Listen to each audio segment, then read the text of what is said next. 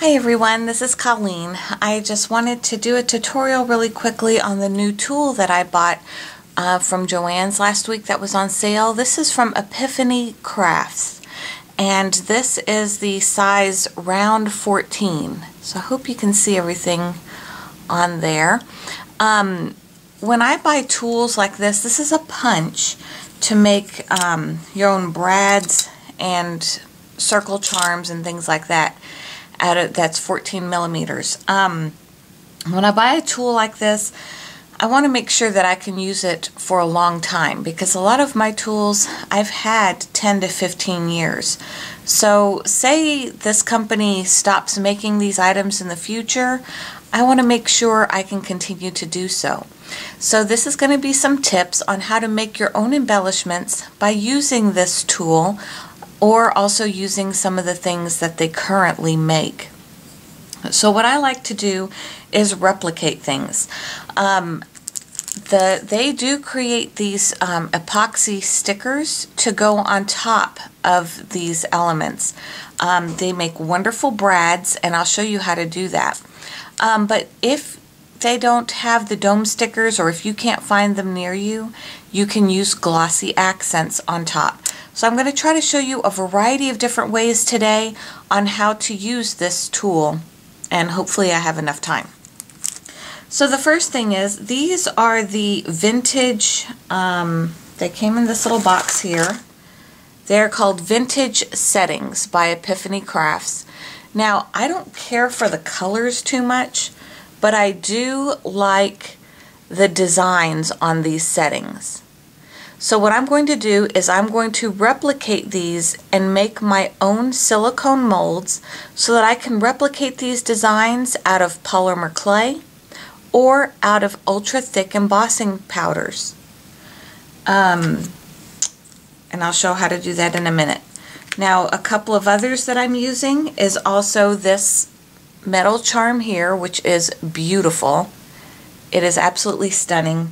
It came in a pack like this, and as you can tell, in these packages you don't get a lot. There's like 10 in each one of their, actually this one has 14, so there's not a lot, so you can actually end up going through these pretty quickly.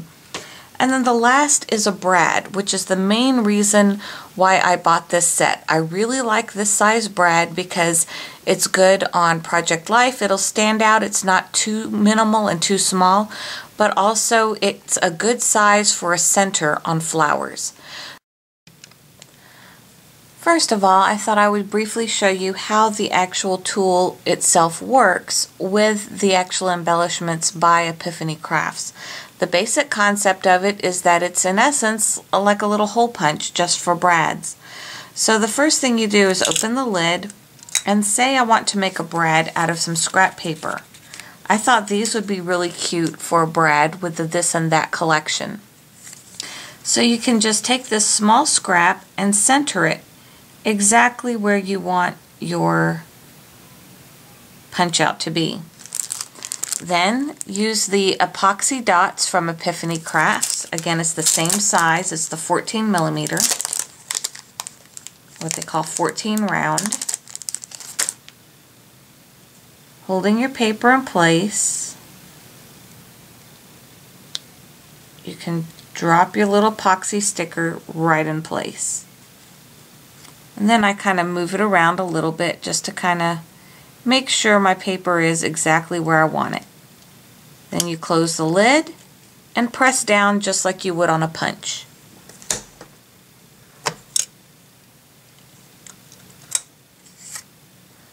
And so you can see where it punched out the hole. And here's the little top. So now I will take one of the little brads and a little bit of glossy accents. I only put a very small dot on here. Hopefully, I think my glue gummed up on me again. There we go. It doesn't take much, and what I like about glossy accents is it dries so fast. So I just put a little dot in the center and then drop my piece right onto that brad. And now I have a perfect little brad that matches my paper line. And so I made a few more. So this is that one brad. Here's another one that I made from the same paper line.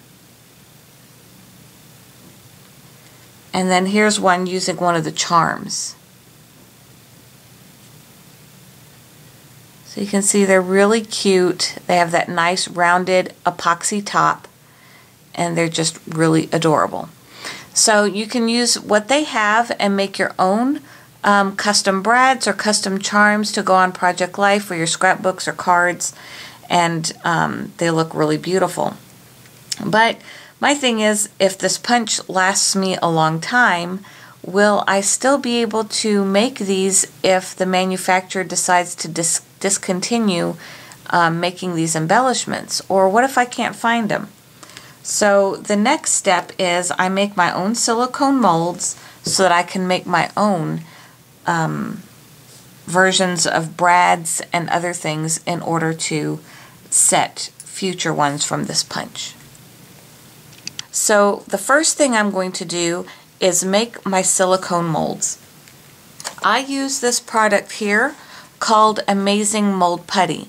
Now on Blitsy right now, they are doing the other one that's made by Ranger. I think it's called Melt and Pour, and their colors are different. Theirs are like blue and purple or something like that, whereas this one is yellow and white. I'll put the link below for Blitsy if you want to get that one on discount this week. If you can't get either one, here's the website for this one. So I hope that helps you out. All right. So what you do is you use even amounts. I have done a tutorial on this before on how to make your own molds, but I'll do it again really quickly.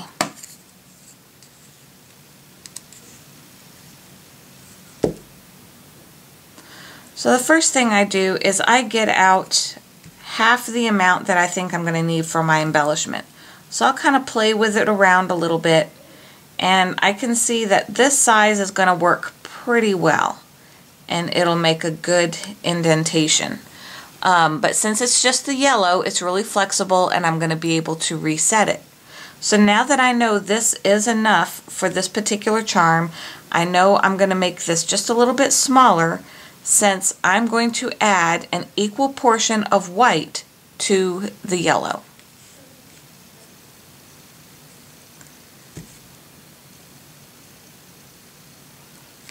Okay.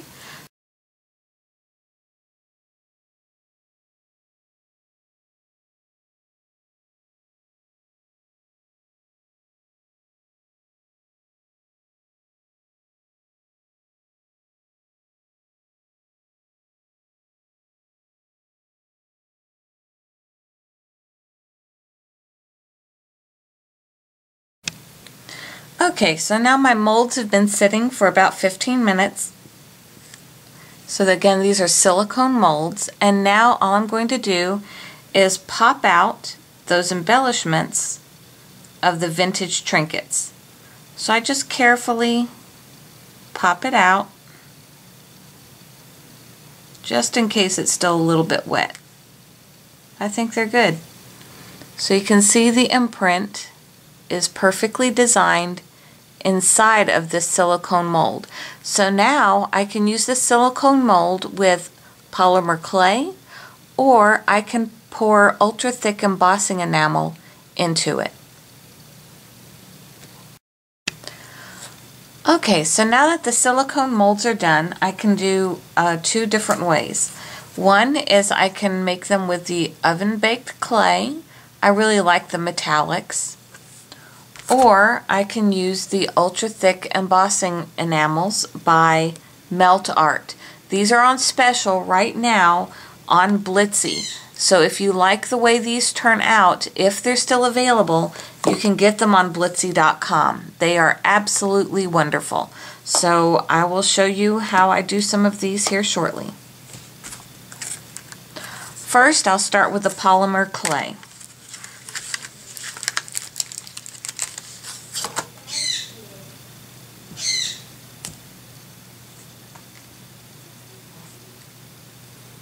I really like these metallics, but it is a very tough clay, so if you don't have a pasta roller, you're just going to have to warm the clay up in your hands pretty good before you can really start kneading into the clay.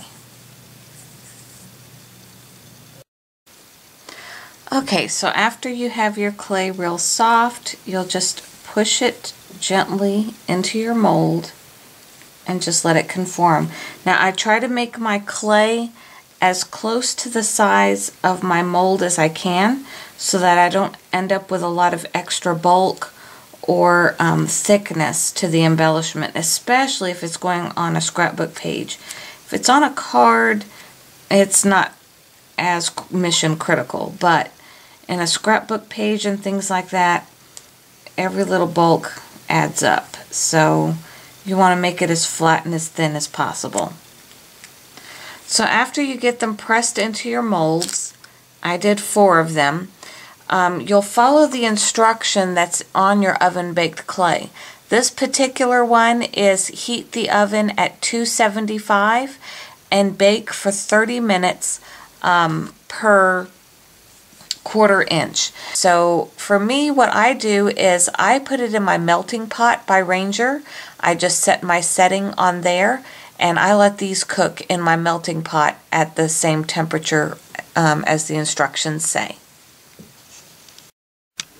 Okay, so if you've never seen a melting pot, this is what it looks like. It's made by Ranger, and these are also being sold on Blitsy this week, along with the ultra thick embossing enamels. But you can use it with so many different things. You can use it with beeswax, you can use it with polymer clay, and you can use it with the ultra thick embossing enamels. They even have like these extra trays. So in here right now is some leftover white beeswax that I had used a while back. And you can buy these extra trays so that you have what I call project trays. So if you want to use one for beeswax, one for ultra thick embossing enamel, that's how you can use it. Because I like to keep the inside of my pot clean, like this one, because I also do my polymer clay in it. So all I do is stick my polymer clays in here.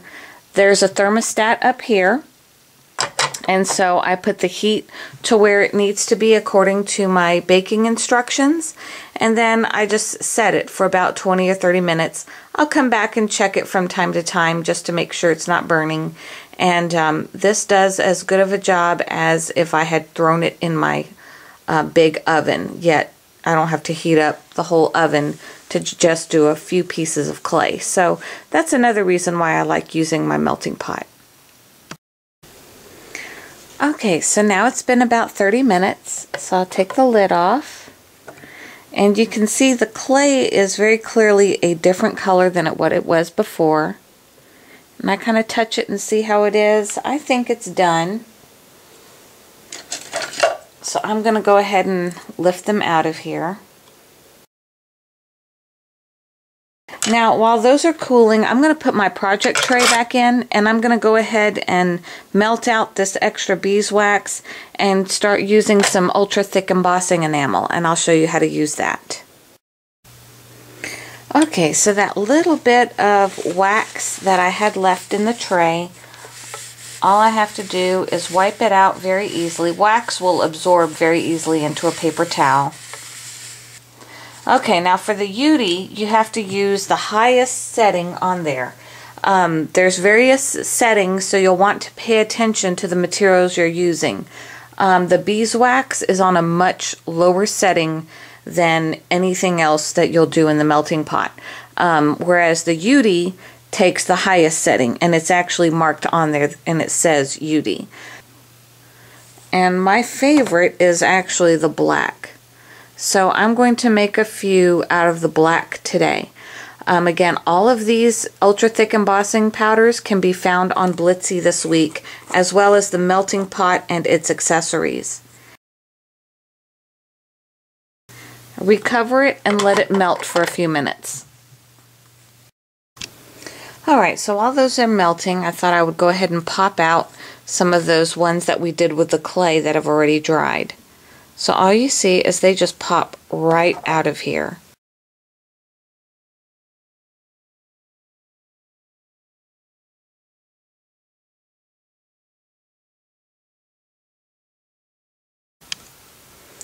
Okay, so now I have 2 silicone molds. These are completely set. And I took black UTEE and it's completely melted. Alright, so excuse my reach and here we go.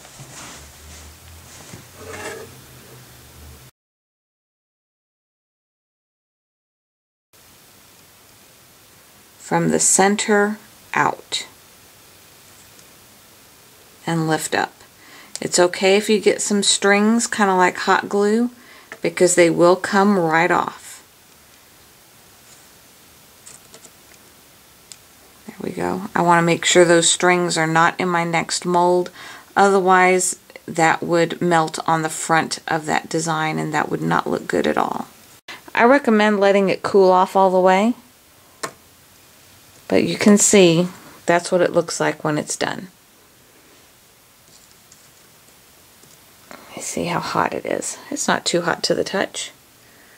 There we go. So I don't know if you can see the design imprinted in there, but it's imprinted very nicely, comes out very shiny, and the Epiphany Crafts little sticker embellishment will fit perfectly right in the middle of that. If you want to perfect your edges a little bit, what I do with the clay as well as the UTEE is I use a sanding block. The one that I have is from Making Memories, but you can use any type of nail file or anything like that.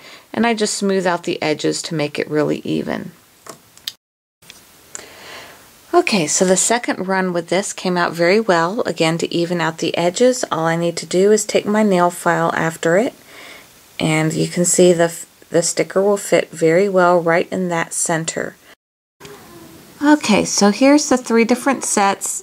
These are all with the original Epiphany Crafts items. This is from the vintage set. This is the Metal Charms set.